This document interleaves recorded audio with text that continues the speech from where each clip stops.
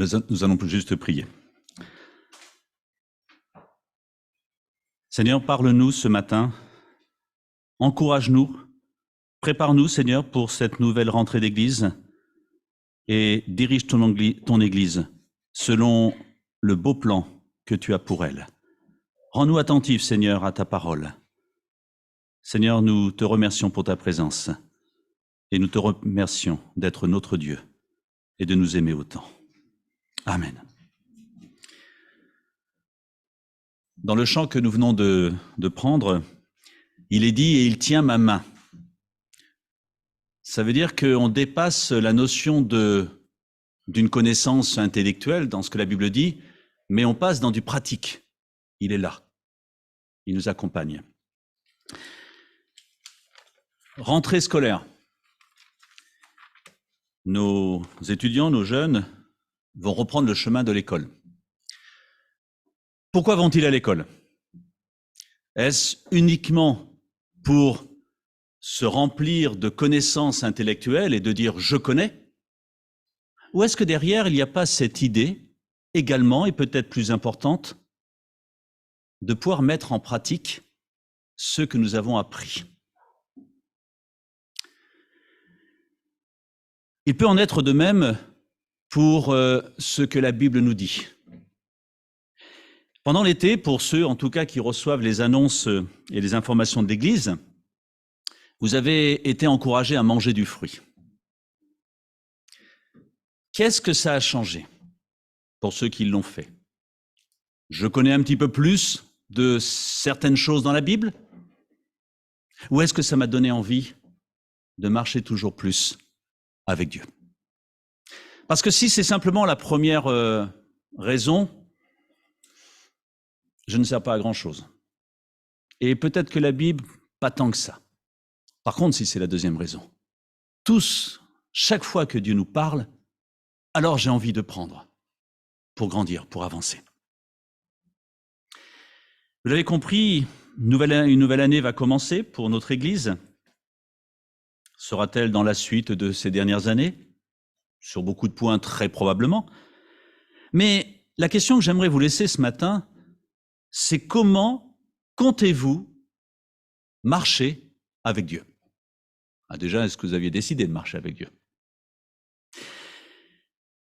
Si Dieu nous a inspirés et conduits à nous arrêter sur les fruits que son esprit peut nous apporter, est-ce qu'on a vraiment envie de les voir vivre en nous? De vivre quelque chose de différent? Comment se conduire dans la famille de Dieu, que l'on ait 1 an de conversion, 5 ans, 10 ans, 20 ans, 30 ans, 50 ans, peut-être plus de conversion? Et pour cela, je vous propose de nous arrêter sur une épître que Paul nous a laissée. C'est l'épître aux Éphésiens. Alors, je suis sûr que vous avez sûrement déjà lu certains textes, écouté, entendu des messages sur l'épître aux Éphésiens. Et vous savez, Paul a cette habitude de donner une partie doctrinale, il enseigne, mais il termine toujours par une partie aussi importante de mise en pratique. Parce que, comme je l'ai dit dans mon introduction, l'important, c'est de pratiquer. Sinon, nous risquons de stagner et de ne pas être totalement satisfaits. Alors, lisons Éphésiens chapitre 4, et je vais lire les 16 premiers versets, ne promettant pas que j'irai peut-être jusqu'au verset 16. Si à un moment je vous vois vous endormir, c'est que j'en conclus qu'il faudra prendre un autre dimanche pour continuer. Parce que c'est une épître tellement riche qu'on pourrait s'y arrêter des heures et des heures. C'est Paul qui nous parle de la part du Seigneur.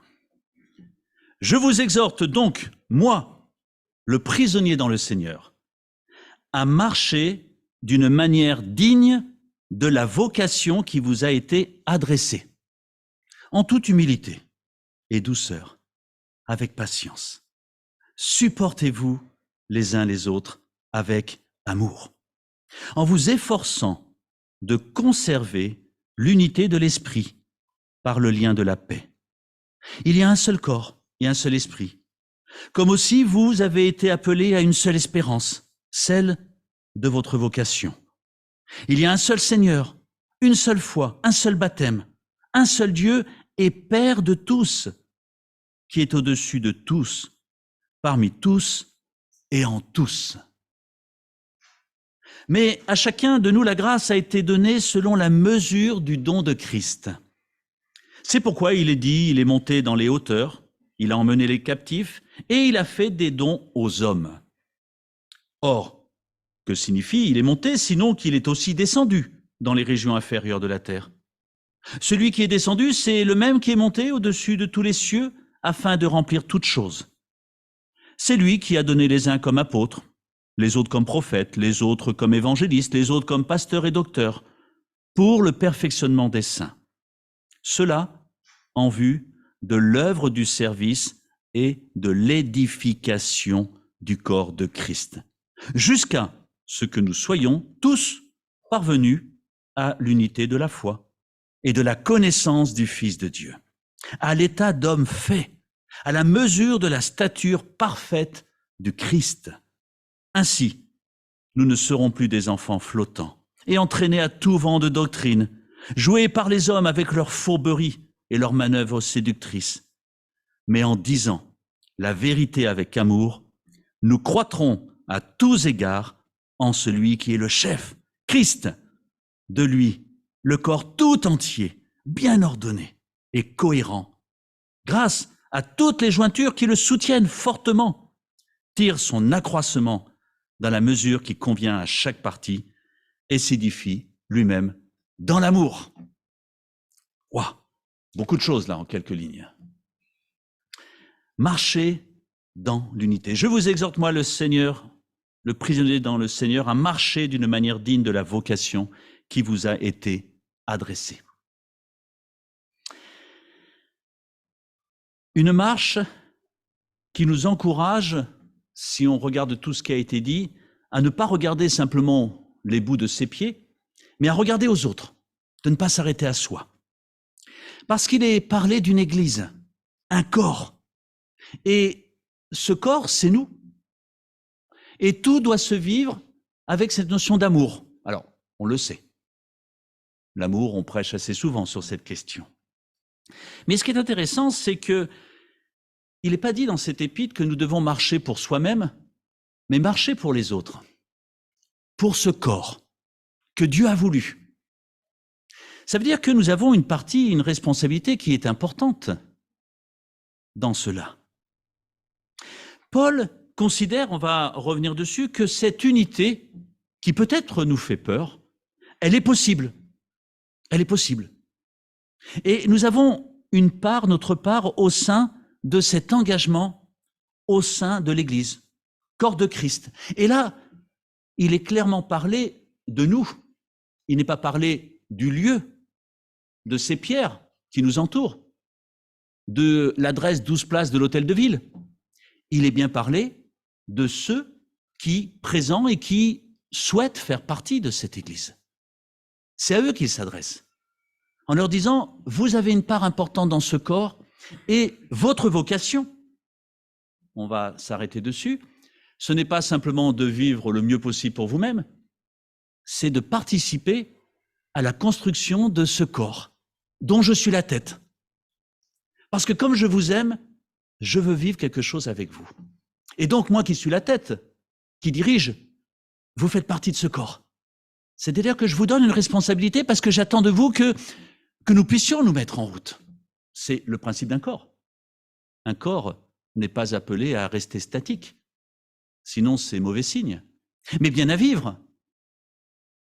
Et c'est exactement ce que Paul est en train de nous expliquer à travers la vocation que Dieu nous a donnée. Se conduire ou marcher, selon les versions, d'une manière digne de notre vocation. Il est dit « je vous exhorte » ou « je vous encourage » dans ce texte. Pour ceux qui connaissent un peu le grec, c'est un terme fort qui est employé, « parakaleo ». Ça veut dire « je vous en supplie, mais s'il vous plaît, vivez, parce que vous allez vous rendre compte de ce que cela peut vous apporter. S'il vous plaît, écoutez-moi. » Après avoir donné un enseignement dans les premiers chapitres, un enseignement doctrinal, Là, il commence par « S'il vous plaît, vivez cela, parce que c'est pour vous, parce que c'est possible, parce qu'il y a quelque chose à en retirer. » Et il accentue beaucoup sur ce corps que nous formons. Oh, un corps, il y a des parties bien différentes, mais il y a une unité. Sinon, il y a un gros problème. Dieu nous a appelés et nous équipe pour grandir ensemble et toujours plus ressembler à Christ. C'est ce que ces versets nous disent. Il est important parce que dans ce monde, on a plutôt l'impression que c'est un peu du chacun pour soi. Sois meilleur que les autres si tu veux réussir dans ta boîte. Sois meilleur que les autres si tu veux pas qu'un autre prenne ta place. Sois plus crédible que les autres si tu veux être élu. Au point de ne plus tellement combattre pour le bien global, général, mais plutôt pour le bien personnel. Et on va voir que dans ce qui suit, c'est exactement ce que Paul est en train d'expliquer. Ne vous trompez pas de combat. Ne vous trompez pas de chemin. La vocation que nous avons reçue, certains pourraient penser que c'est simplement le fait d'avoir été sauvé. Je suis sauvé. Je suis tranquille. J'irai au ciel. Voilà. Le reste, c'est bien. Mais ma vocation première, c'est d'être sauvé. Pas du tout. Pas du tout. C'est une grâce d'être sauvé. Un privilège que nous ne méritions pas. Et Dieu a tout accompli. Mais là, il est bien en train de parler de marcher. Notre vocation, c'est d'agir, d'aller de l'avant, pour les autres. Alors on pourrait se dire, mais alors, est-ce que ça veut dire que moi, je n'ai rien à recevoir? Mais si, justement, au même titre que j'apporte aux autres, les autres m'apportent. Et c'est ensemble que nous nous apportons les uns les autres.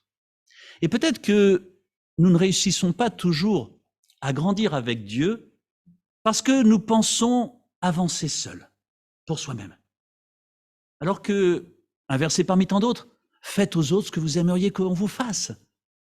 Et tout l'enseignement de la parole que nous trouvons dans les épîtres est tourné vers les autres. Et c'est ainsi que nous recevons également.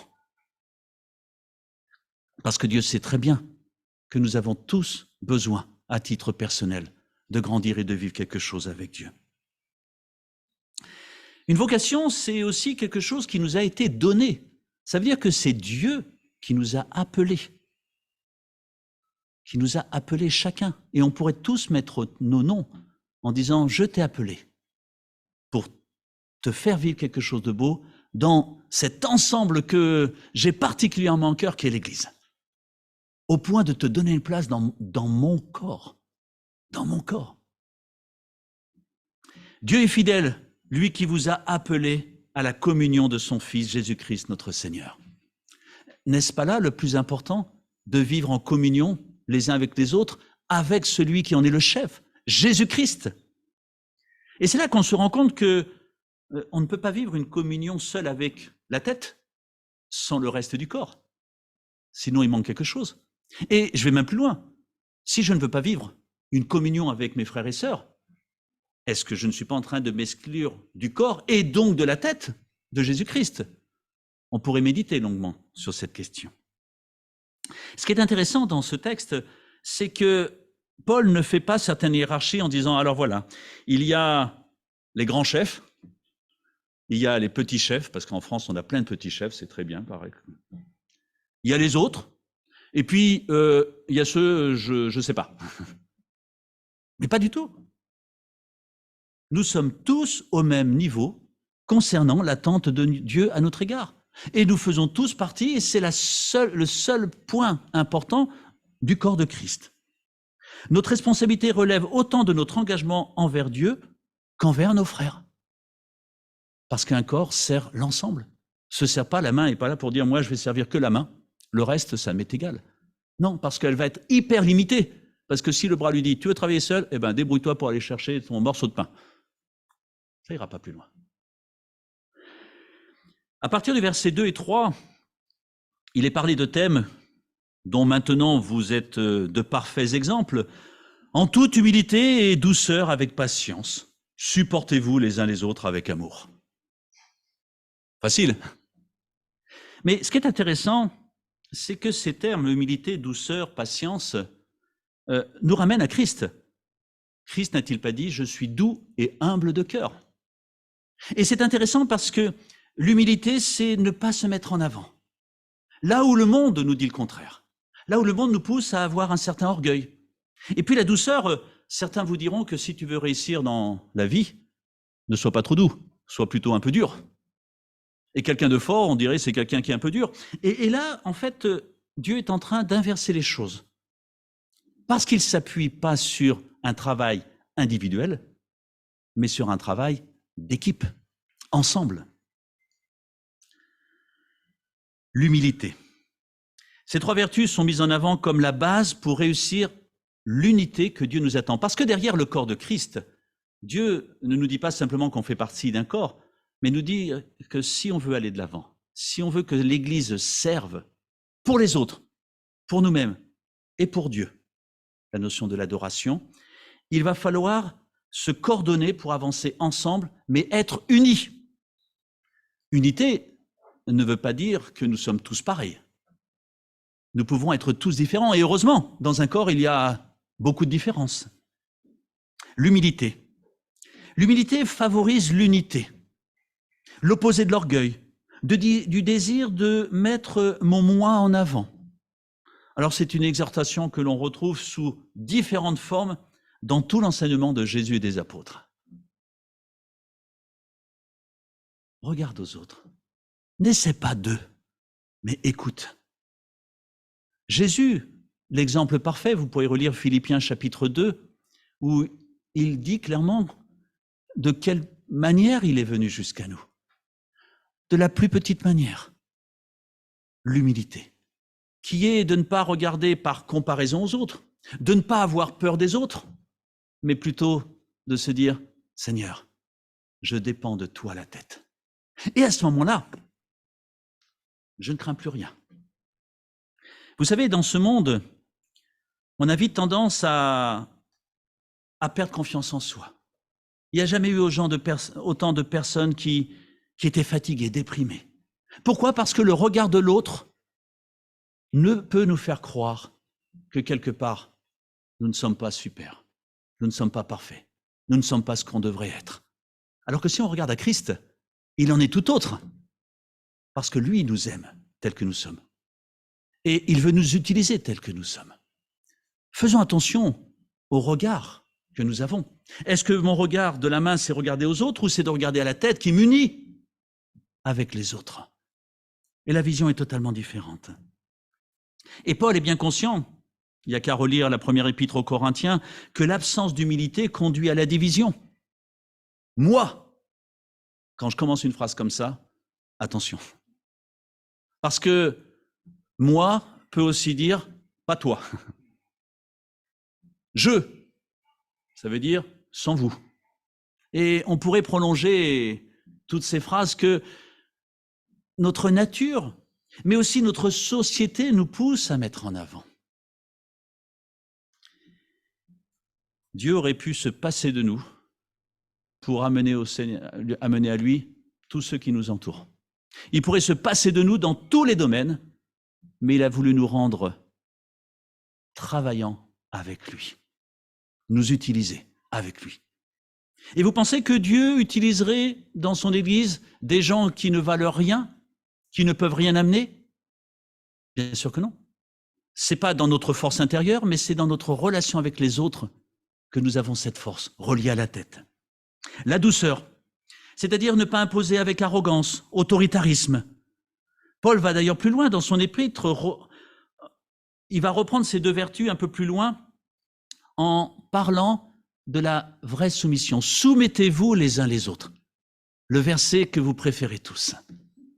Éphésiens chapitre 5, verset 21, si je ne me trompe pas. Mais c'est intéressant de voir pourquoi il arrive à cette phrase. Et ensuite, il y a tous des exemples de soumission.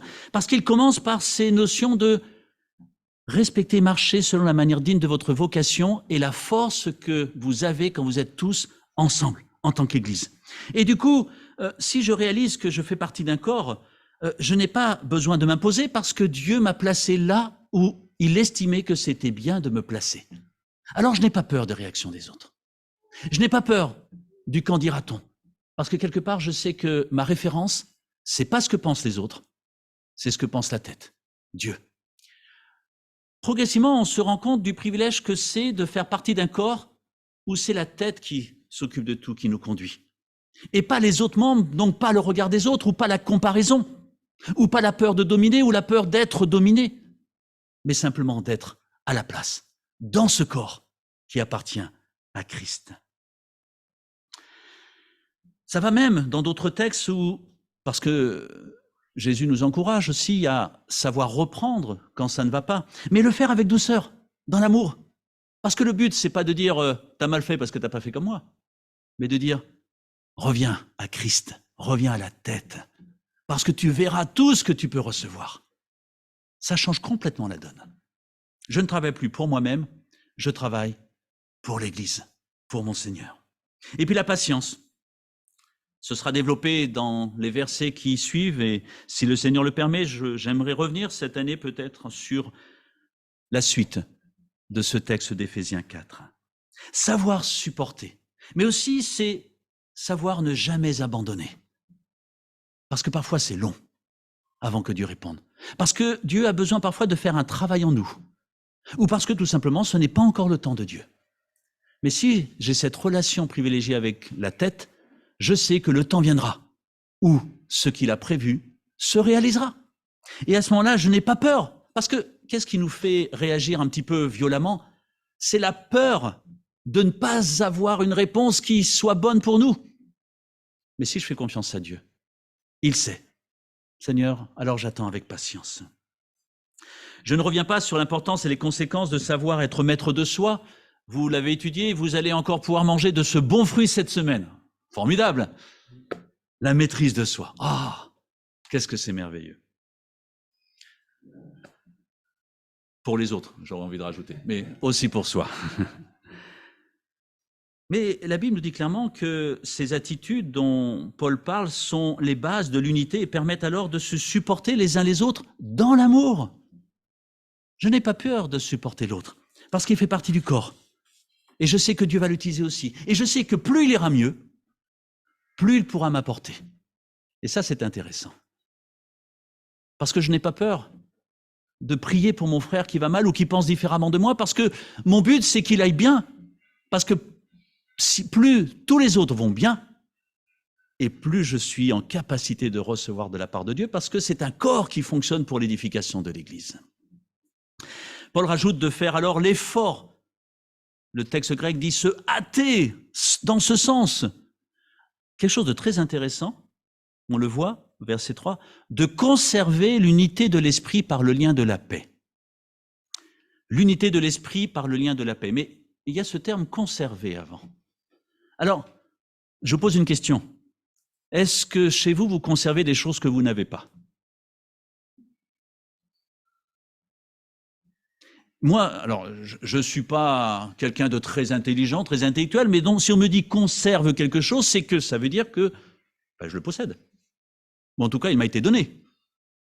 Peut-être que je ne sais plus où je l'ai mis, il est dans un placard, dans une cave, je ne sais plus, mais je l'ai. Conserver l'unité de l'esprit par le lien de la paix. Cela montre clairement que nous n'avons pas à rechercher. Nous n'avons pas même à le créer, mais bien à le conserver.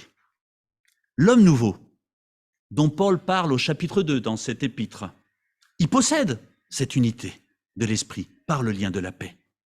Alors vous pourriez me dire, mais comment la conserver? Parce que ça veut dire que ça reste fragile, parce qu'il est quand même dit, efforcez-vous, faites un effort, parce que si vous ne faites rien, vous risquez de le perdre. Parce que c'est ça le problème, si on ne sait pas conserver quelque chose, on risque de le perdre. Et après, il faut le redemander, mais Dieu, dans sa grâce, nous le redonnera, parce que cet homme nouveau, il reste pour Dieu, celui à qui il a confié ce désir d'être uni par son esprit. Ça veut dire qu'il est aussi acteur dans cela. Il nous aide. Je suis présent, à condition, bien sûr, de l'écouter. Et comment la conserver? La grande question, par la paix que nous maintenons entre nous, même et particulièrement Cela peut arriver quand nous nous retrouvons en désaccord. Très étonnamment, Jésus ne parle très peu du problème d'avoir des désaccords dans la Bible. Il dit, vous pouvez penser des choses différentes, mais restez unis. Restez unis. Vous avez le droit de penser différemment. Et je suis sûr que si on développait tous les points doctrinaux ou même d'autres points de ce monde, je suis sûr que nous aurions plein de désaccords. Mais ce n'est pas grave. On a le droit de penser différemment. Si nous avons comme désir de marcher d'une manière digne de la vocation qui nous a été adressée. Et on se rend compte que du coup, mon but n'est pas d'avoir raison, mais de dire, est-ce que j'avance pour l'édification de l'Église? Là, je suis en désaccord, parce que ceci, cela, je vais surtout pas prendre d'exemple, parce que c'est très dangereux quand on prend un exemple. Je ne suis pas d'accord. La question que je me pose derrière, c'est que je dois me poser, est-ce que, en restant sur cette pensée, est-ce que je favorise l'édification de l'Église? Et est-ce que je ne ferais pas mieux de prier pour mon frère, pour ma sœur, en disant peut-être que moi j'ai l'impression qu'il a tort, pour la simple raison que moi j'ai raison, mais peut-être que je me trompe. Mais Seigneur, ça t'appartient.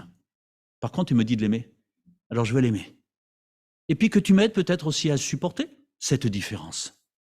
Je veux m'efforcer pour cela.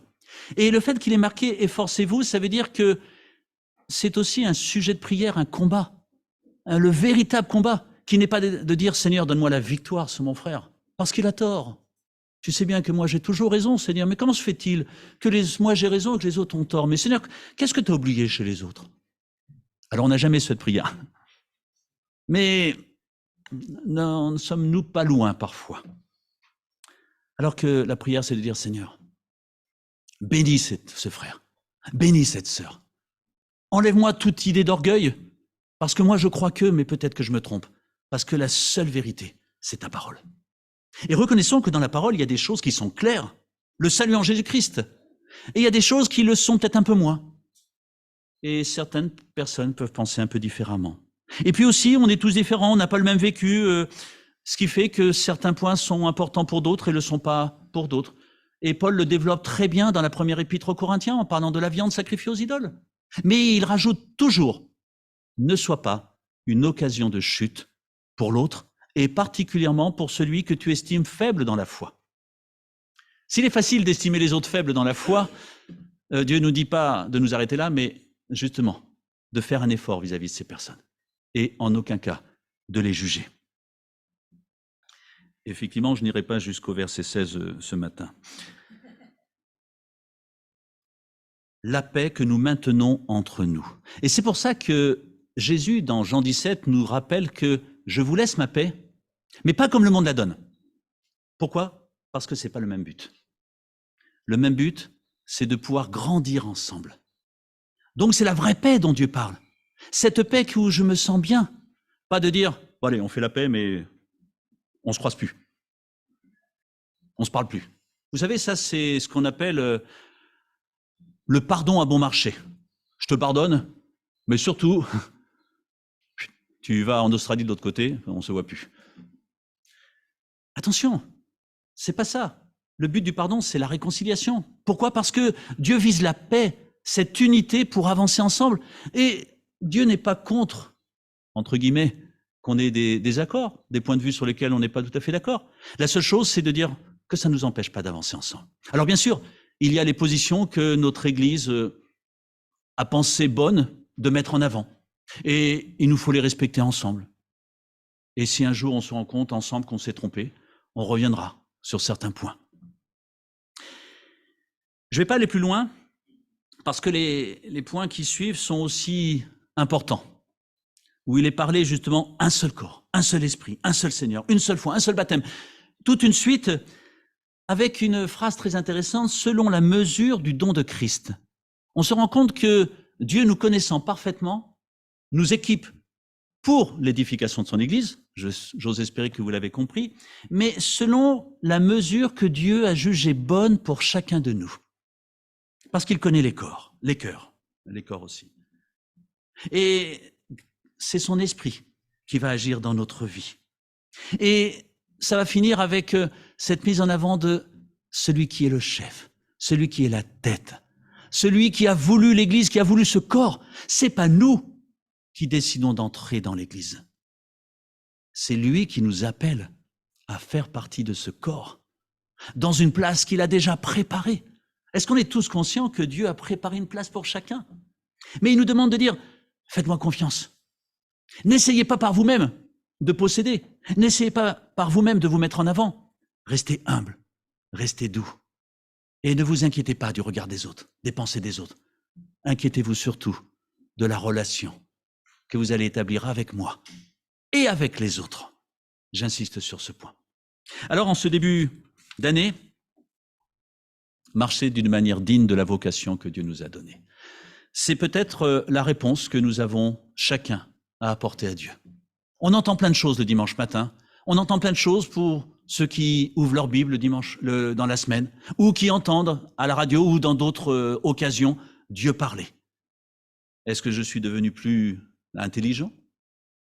Ou est-ce que cela me donne envie de marcher sur les voies que Dieu a tracées pour chacun de nous? Et si nous répondons tous « OK » cette année, en tant qu'Église, alors je peux vous dire que le corps de Christ, qui se trouve 12 places de l'hôtel de ville, que vous êtes, waouh, il va vivre des choses merveilleuses. Ça ne dépend pas donc de ce que moi j'ai envie pour moi, mais de ce que Dieu a envie pour nous. Alors que Dieu nous encourage, nous fortifie et nous dirige. Et dans les prochains dimanches, vous aurez la suite de cette merveilleuse épître du chapitre 4 et de ce qui suit, jusqu'au point de pouvoir se soumettre les uns les autres dans la joie, pas dans la contrainte, mais dans la joie. Je vais terminer par la prière. Seigneur, merci pour cette vocation que tu nous as adressée. Une vocation que tu nous as donnée parce que tu nous aimes. Une vocation que tu nous donnes parce que tu aimes l'Église. Une vocation que tu nous accordes parce que tu aimes chaque personne qui fréquente cette Église. Tu es mort pour chacune d'elles, sur la croix. Aucun de nous ne méritait plus qu'un autre d'être sauvé. Mais tu l'as fait pour établir cette relation privilégiée avec ton Père. Seigneur Jésus, nous te remercions parce que tu as tout accompli sur cette croix de manière à pouvoir vivre cette unité, à la conserver. Seigneur, que nous n'ayons pas peur de dire oui, cette unité, elle est là, mais nous voulons la renforcer. Nous voulons la vivre parce que tu nous l'as donnée. Alors Seigneur, si parfois nous l'avons un peu perdue, aide-nous à vite la retrouver et en nous tournant les uns vers les autres, à la fortifier, à la vivre, parce que tu nous as équipés pour cela, par ton esprit. Alors Seigneur, merci de nous encourager à continuer à manger tant de fruits que tu nous as laissés, pour le bien de ton Église, et du coup, pour notre bien, et surtout pour ta gloire. Merci Seigneur pour toutes tes grâces, et pour cette parole qui nous permet de grandir en toi. Amen.